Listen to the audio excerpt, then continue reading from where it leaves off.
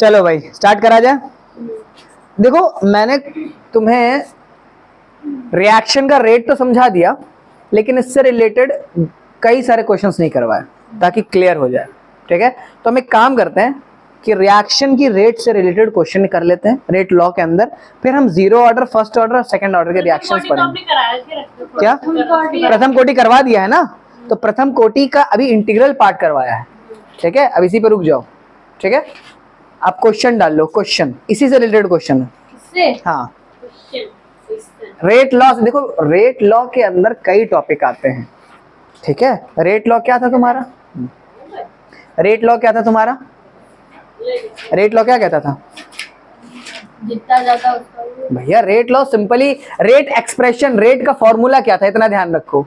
Rate का formula था R O R, जिसको हम dx अपॉन dt भी कहते थे, पता है ना? आर ओ आर बराबर होता है k a की पावर x और गुणे b की पावर y, जिसमें से a और b कंसंट्रेशन है, उसकी सांद्रता है, और x और y इनका ऑर्डर है, जो कि सिर्फ और सिर्फ एक्सपेरिमेंट करके निकाला जा सकता है। ठीक, क्लियर है? इससे ज्यादा और कोई चीज नहीं है। ठीक, अब इससे रिलेटेड हमने क्वेश्चन ये किया था कि हमको एक चीज बताई गई थी कि भैया ऑर्डर ऑफ द रिएक्शन क्या होता है, कि किसी भी अभिक्रिया की कोटि क्या होती है। हमें बताया गया x और y को जब हम जोड़ देते हैं तो n निकलता है, और n होता है ऑर्डर ऑफ रिएक्शन, यानी कि अभिक्रिया की कोटि। जिससे रिलेटेड हमने एक क्वेश्चन किया था जिसमें हमने x की वैल्यू करी थी 1/2 और इसकी वैल्यू करी थी 3, अगर तुम्हें याद हो 2 करी थी, 1/2 और 2, फिर आंसर आया था 5/2, उसको हम लोग ने सॉल्व किया था। ठीक, अच्छा अब इससे रिलेटेड एक क्वेश्चन और कर लो। ठीक है, ओके।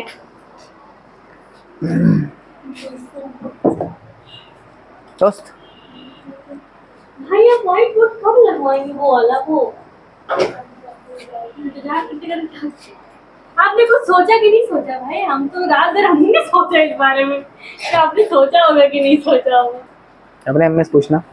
हाँ मम्मी से बताए, हम मेरे पेट में बात जमी नहीं होती, हम तुरंत मम्मी को बता देते लाओ, हैं। हमने बात में बात कर लेना चाहिए। एक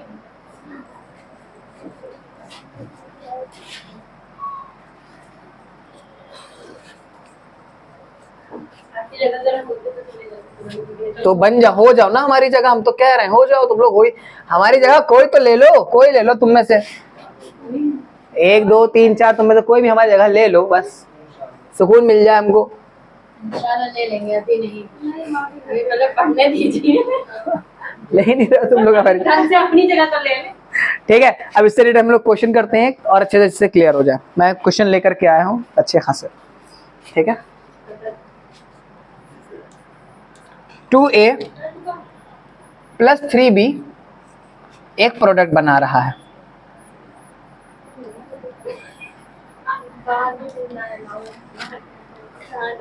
2a प्लस 3b क्या बना रहा है? एक प्रोडक्ट बना रहा है, यानी कि 2a कोई रिएक्टेंट है, वो जब b से मिल रहा है तो कुछ बना रहा है, हमको इतना पता है। अच्छा, जो रिएक्शन का ऑर्डर है, जो रिएक्शन का ऑर्डर है यानी कि कोटि है, वो कितनी है? 2, a के लिए 2 है और b के लिए -1 है। ठीक है, तो कैसे रेट ऑफ द रिएक्शन, अब कैसे लिखोगे रेट एक्सप्रेशन? सबसे पहले देखो कोटि दी हुई है तुमको, कोटि दी हुई है कितनी? a की कोटि दी हुई है 2 और b की कोटि दी हुई है -1। तो अब तुमसे कह रहा है कि रेट एक्सप्रेशन लिखो, रेट लॉ पे एक्सप्रेशन लिखो। कैसे लिखोगे? अब हमको पता है रेट एक्सप्रेशन क्या होता है। आंसर में सवाल का पहला पार्ट ये है, कह रहा है रेट एक्सप्रेशन लिखो, तो क्या है? dx बटे dt बराबर होता है, फॉर्मूला हमारे पास क्या था? k a की पावर x और b की पावर y। ठीक है, अब x की वैल्यू दी है यहाँ 2 और y की वैल्यू दी है, तो इतना कर देंगे dx अपॉन dt, कितना हो जाएगा? k a की पावर 2 गुणे b की पावर इसका 1 हो गया ये रेट एक्सप्रेशन। हम्म? जब तुमको कोटि दी जाए और तुमसे रेट एक्सप्रेशन पूछ ले तो बस तुम्हें बस खाली x और y की जगह इनकी कोटि रख देनी है, बस बस। जब कोटि दी रहे तब, ना दी रहे तो ना दी रहे तो और तुम्हें वैल्यू दी हो इसके, इसकी और इसकी, तो तुम कोटि कैसे निकालोगे?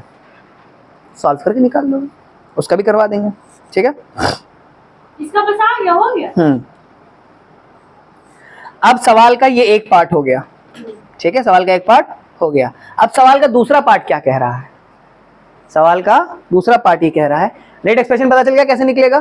क्लियर हो गया कि अगर तुम्हें कोटि दे दिया है तो खाली तुम्हें x और y पे उसको कोटि को रख देना है। अच्छा, ऐसा कहीं को निकाला गया है? नहीं, ये एक्सपेरिमेंट किया गया और निकला और उसको हमने रख दिया, ठीक है।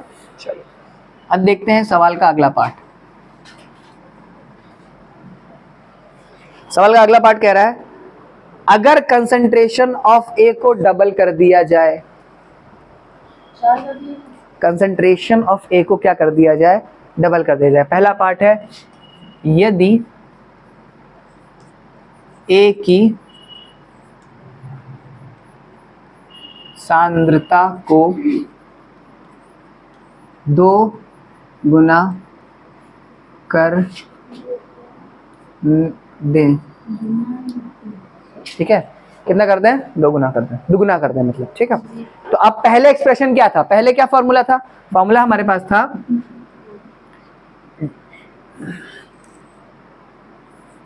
dx upon dt is equal to k a की पावर x गुणे b की पावर, ये रेट एक्सप्रेशन होता है, ठीक है। अब कहने लगा कि a की कंसंट्रेशन को कितना कर दें? डबल कर दें, जिसमें अच्छा हमने वैल्यू तो निकाल ली है, दी हुई हमको कितनी? 2 और माइनस का 1। अब ये रिएक्शन हो रहा है, ये उसका रेट है, रेट ऑफ द रिएक्शन, ये तो इस रिएक्शन से रेट हो रहा है। ये नॉर्मली रिएक्शन हो रहा है, मतलब जैसे है कि पानी में दूध घुल रहा है, ऐसे समझो, तो इतनी रेट से घुल रहा है। अब हमने क्या किया? अब हमसे ये कहा गया कि ए के, अगर तो ये नॉर्मल हो रहा है, अब अगर ए की रेट को बढ़ा दें, कितना कर दें? ए की कंसंट्रेशन को कितना कर दें? 2 गुना कर दें। यानी कि मान लेते हैं कि पहले हल्का पानी था, अब गाढ़ा पानी, यानी कि गाढ़ा दूध मिलाने लगे उसके साथ। पहले हम दूध में पानी मिला रहे थे, तो अब नॉर्मली ऐसे रिएक्शन हो रहा था। अब कह रहा है कि नहीं, गाढ़ा दूध अगर मिला दें, समझ रहे हो, यानी कि थोड़ा गाढ़ा दूध मिला दें तो रिएक्शन के रेट पे क्या फर्क पड़ेगा, निकाल लेते हैं। तो अब dx बाई dt क्या हो जाएगा?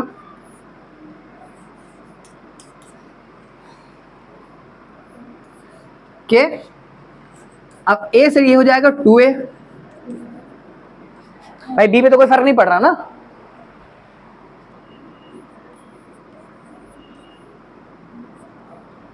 ठीक है।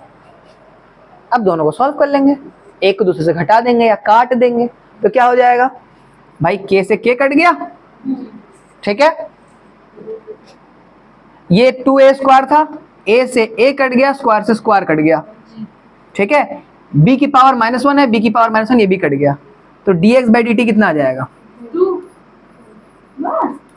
2 गुना। लेकिन 2 गुना नहीं हो जाएगा, ये a से ये 2a का स्क्वायर है, हो जाएगा। 2a का स्क्वायर का मतलब होता है, 2a के स्क्वायर का मतलब होता है बेटा 2 का स्क्वायर गुणे a का स्क्वायर, तो 2 दूनी a स्क्वायर, तो ये स्क्वायर तो कट गया यहां से, बचा कितना? 2 की पावर 2, तो 2 की पावर 2 कितना होता है? 4, यानी कि dx बाई dt कितना हो जाएगा? यानी कि अगर a के कंसंट्रेशन को दुगना किया जाए तो रेट रिएक्शन कितना हो जाएगा? 4 गुना हो जाएगा, समझे?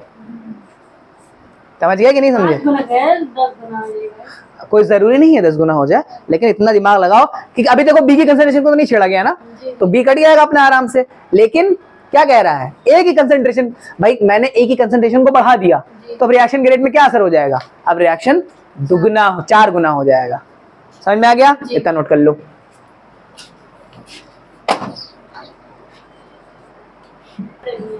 तो यहाँ तो अम्मी ना है ना, तुम्हें समझ में आ रहा है? तुम्हें कैसे समझ में आ रहा है?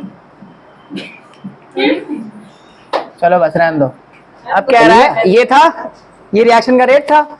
अब कह रहा है सेकंड पार्ट में कि अगर बी की कंसंट्रेशन को आधा कर दिया जाए, ठीक है, सेकंड पार्ट, थर्ड पार्ट क्या कह रहा है? यदि पहले बढ़ा दो, इधर देखो, B की सांद्रता को आधा कर दिया।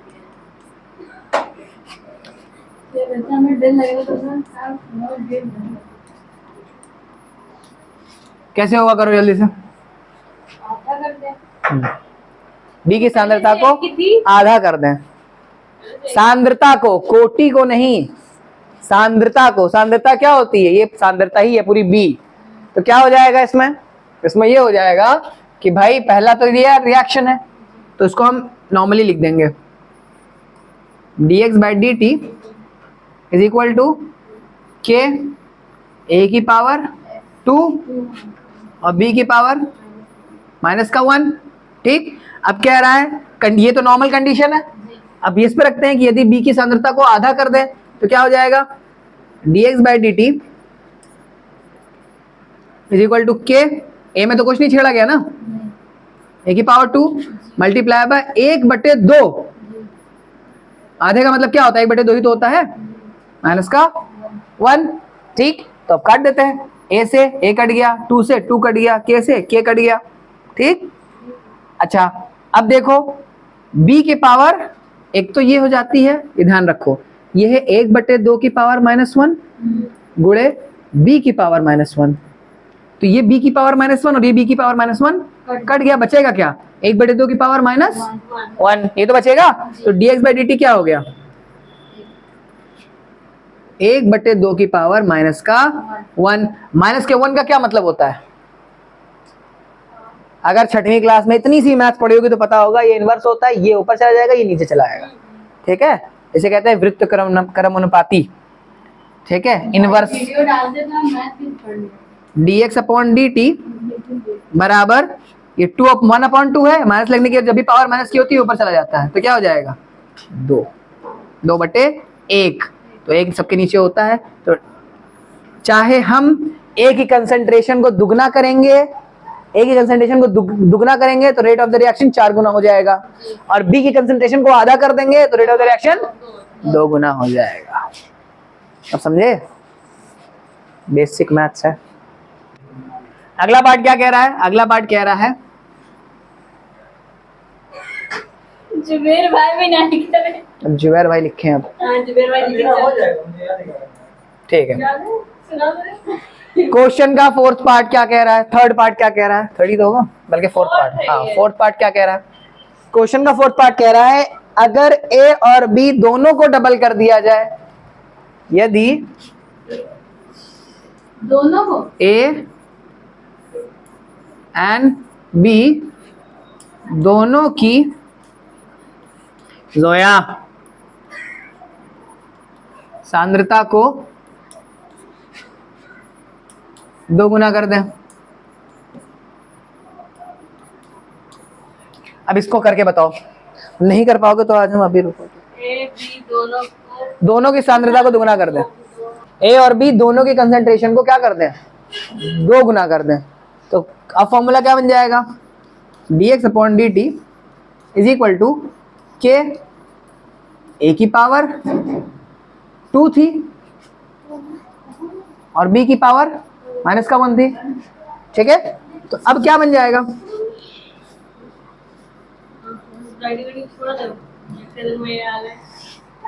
dx अपॉन डी टी की वैल्यू क्या आ जाएगी? dx अपॉन डी टी की वैल्यू आ जाएगी के, कौन लिया?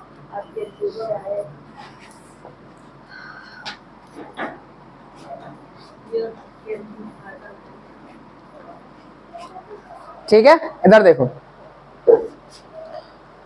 ये भी 2 गुना हो गया, ये भी 2 गुना हो गया।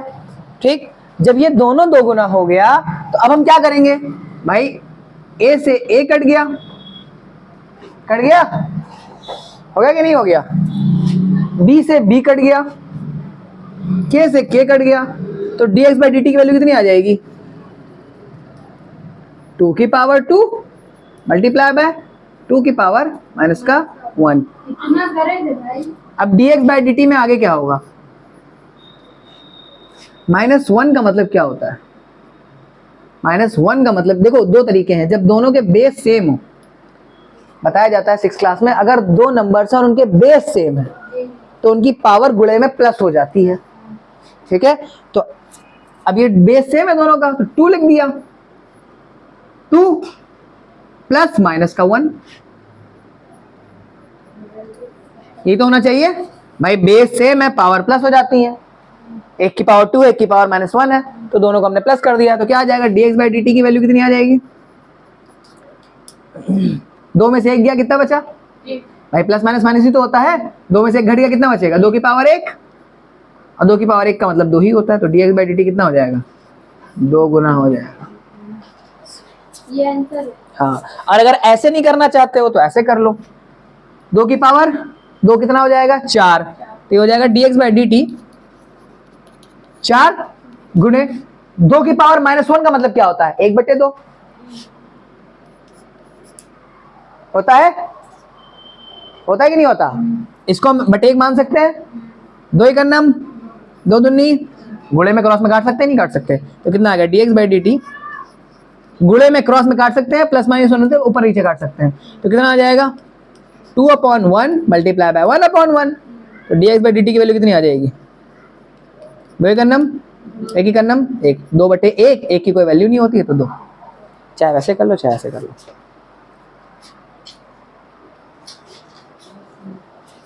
ये अब तुम्हें जब भी रिएक्शन के रेट में कोई भी चेंज करेगा, वैल्यू रखो, आंसर निकाल लो। क्लियर है? आई थिंक इस क्वेश्चन से, इसके तीनों पार्ट से कुछ ना कुछ चीजें तुम्हें समझ में आई होंगी, निकलते कैसे हैं या होते क्या है। ठीक है, तो सबसे पहले हमारे पास जो फॉर्मूला है हम उससे शुरू कर देते हैं। अब यहां पे होता क्या है कि हमारे पास रिएक्शन है A + B, जो कि बनता है क्या, A + B क्या बन जाता है, C + D। तो हम मान लेते हैं कि हम A की बात कर रहे हैं, किसकी बात कर रहे हैं, एक ही टर्म में, यानी कि कोई एक ही तो होगा, कौन सी ऑर्डर का रिएक्शन होगा, किस पर कितने ऑर्डर का रिएक्शन हो रहा है वो पता करना है। तो सबसे पहले हम A के लिए पता करते हैं, वही B के लिए भी होगा, वही C के लिए भी होगा, वही D के लिए भी होगा, जितने भी नंबर रिएक्टेंट आते रहेंगे बस तुम्हें खाली ABCD चेंज करना रहेगा। ठीक है, समझ गए? तो हम A के लिए शुरू करते हैं निकालना। तो जो हम मान लेते हैं कि जो A है ये प्रोडक्ट में चेंज हो रहा है, A जो है वो किस में चेंज हो रहा है, प्रोडक्ट में चेंज हो रहा है, इतना दिमाग में रखो। A क्या है, प्रोडक्ट में चेंज हो रहा है। तो जब A प्रोडक्ट में चेंज होगा तो इसका मतलब रेट ऑफ द रिएक्शन क्या होगा, डायरेक्टली प्रोपोर्शनल होगा A। अब क्योंकि 0 ऑर्डर की रिएक्शन है तो A की पावर हम x मानते थे ना, होता था, तो अब क्या हो जाएगा, रेट R/R, A की पावर 0, A नॉट नहीं, A की पावर 0, डायरेक्टली प्रोपोर्शनल का साइन हटाते हैं, क्या लगाते हैं K, तो क्या हो जाएगा,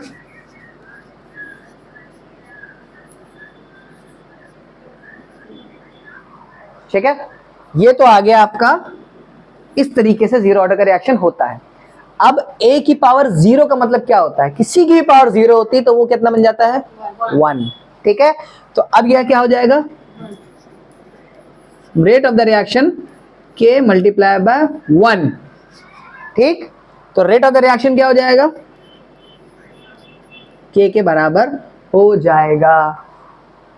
रेट ऑफ द रिएक्शन किसके बराबर हो जाएगा, इसका मतलब जब भी 0 ऑर्डर रिएक्शन होगी तो जो इसका कांस्टेंट है, जितना उसका कांस्टेंट होगा, जितना भी इसका कांस्टेंट होगा उसी के बराबर रिएक्शन का रेट हो जाएगा। ठीक है, एग्जांपल के तौर पे एक सवाल दिया गया कि भाई 0 ऑर्डर रिएक्शन है जिसमें K की वैल्यू दे दी गई 6, K की वैल्यू कितनी दे दी गई 6, तो रेट ऑफ द रिएक्शन बताओ, तो रेट ऑफ द रिएक्शन में कितना हो जाएगा 6, क्योंकि 0 ऑर्डर रिएक्शन है। समझ गए, यहां तक समझ में आया, क्लियर है? चलो अब आगे इसके चलते हैं।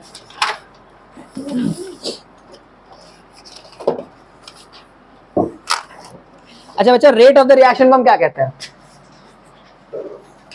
रेट ऑफ द रिएक्शन को हम कहते हैं dx/dt। किसके बराबर आ गई, K के बराबर। ठीक, अब दिमाग लगाओ, हम जब भी कोई वैल्यू निकालते हैं, कोई डेरिवेशन, कोई फॉर्मूला निकालते हैं, तो उसमें डी नहीं होता, हम फॉर्मूला निकाल रहे हैं कि भाई जीरो ऑर्डर की रिएक्शन अगर आ गया तो हम सॉल्व कैसे करेंगे, तो हमको फॉर्मूला निकालना है। फॉर्मूला निकालने के लिए कभी किसी फॉर्मूले में डी देखा है तुमने? नहीं होता। हम हमेशा, मैंने बताया था ना, छोटा पार्ट होता है डी, हम बड़े पार्ट की बात करते हैं, है कि नहीं? यानी कि किसी का भी छोटा हिस्सा निकालते हैं डी से, फिर उसको इंटीग्रेट कर देते हैं और उसका बड़ा हिस्सा निकाल लेते हैं। ठीक है, तो अब इंटीग्रेट करना पड़ेगा हमको। ठीक है, तो अब हमको क्या पता करना है? dx पता करना है। तो क्या हो जाएगा? dx इज इक्वल टू के डी टी। क्या हो जाएगा? dx इज इक्वल टू के डी टी। अब हम फॉर्मूला निकाल रहे हैं असल में। यहां तक हमने समझा कि जीरो ऑर्डर रिएक्शन होती क्या है। जीरो ऑर्डर रिएक्शन वो होती है जिसमें कांस्टेंट के बराबर रेट ऑफ द रिएक्शन हो जाए। अब हम इसका फॉर्मूला निकाल रहे हैं, इसलिए मैंने यहाँ लाइन खींच दी है। ठीक है, जीरो ऑर्डर रिएक्शन के क्वेश्चंस कैसे होंगे, फॉर्मूला क्या होगा उनका, ये हम निकाल रहे हैं इस तरफ से। ठीक है, तो अब इंटीग्रेट कर देंगे।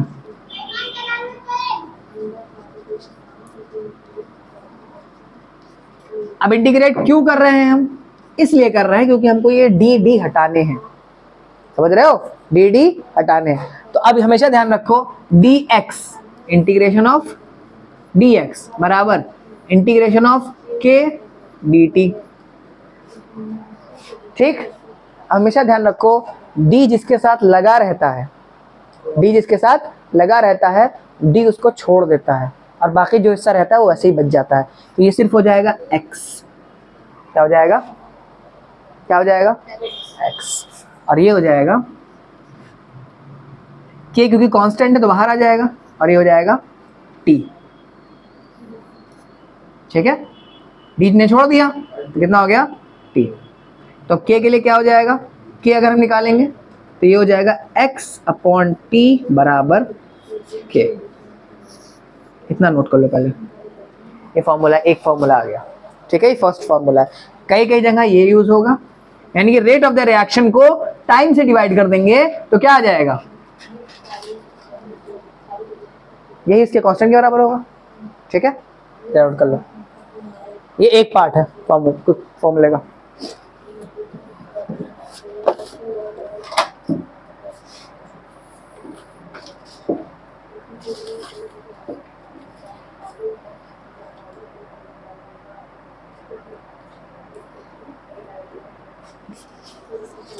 अब चाहे तुम ये फॉर्मूला याद रखो, ठीक है, ये तरीका याद रखो, या एक और तरीका है, वो थोड़ा सा हमने उसको अपनी तरफ से चेंज करके बनाया है, चाहे तुम उसको याद कर लो, तुम्हारे लिए दोनों ही ठीक रहेगा।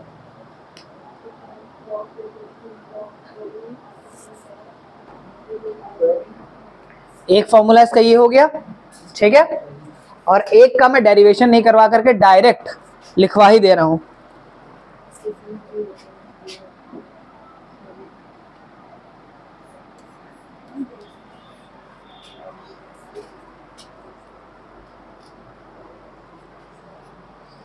भाई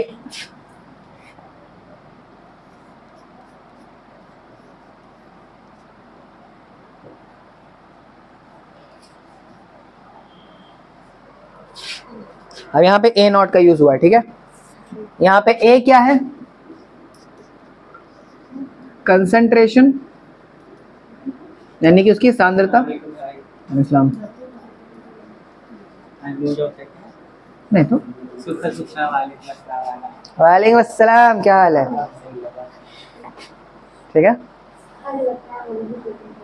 अरे भैया पढ़ने के लिए वहाँ वेट कर रहे हैं। सुंदर है, एकदम वो सुंदर नहीं बंदर है। ठीक है, इतना नोट कर लिया। अपने बच्चे से बहुत प्यार करते हैं, पर हमारे माँ पापा तो नहीं मतलब बता रहे, बंदर के बच्चे मर जाते जब तक बदबू नहीं आने होते, बंदर फेंकते नहीं है हमारा, और हमारा तो तरीका ही अलग है। तो हम लोग क्या कर सकते हैं? हम लोग थोड़ी ना खोदने जाएंगे, फायदे जाएंगे।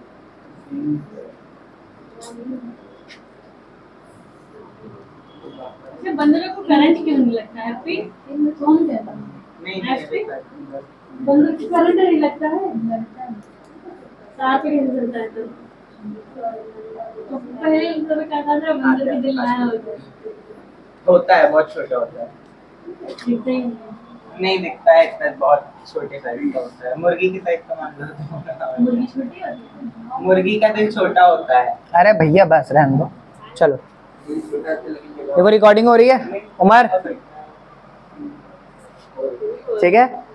अब अगर मान लेते हैं एक ही बात हो रही थी, कंसंट्रेशन में किसकी बात हो रही थी?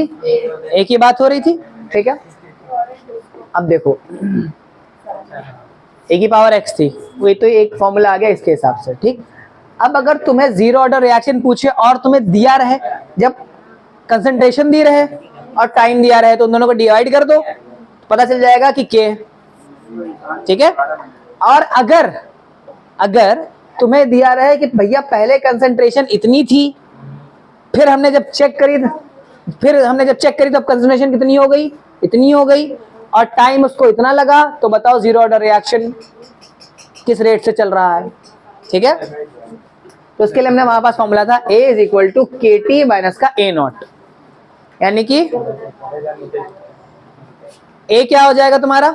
इधर देखो, बस यही बैठ जो मैं भी चलती के पास।